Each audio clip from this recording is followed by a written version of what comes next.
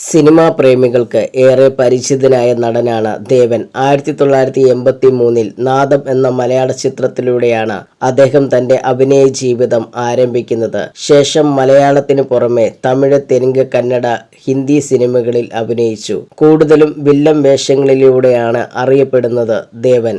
350-ലധികം സിനിമകളിലാണ് അഭിനയിച്ചിരിക്കുന്നത്.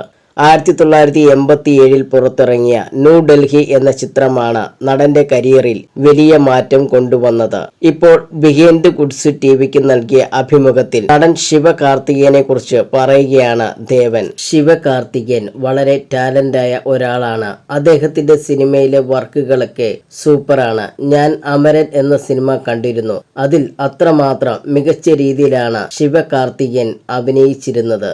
ചില സിനിമകൾ കാണുമ്പോൾ ഈ ആർട്ടിസ്റ്റിന് ഇത്രമാത്രം ടാലന്റ് ഉണ്ടോ, എന്തുകൊണ്ട് അത് ആരും യൂസ് ചെയ്തില്ല എന്ന് തോന്നിയിരിക്കും. ആ സിനിമ കണ്ടപ്പോൾ എനിക്ക് അങ്ങനെ തോന്നി, ദേവൻ പറയുന്നു.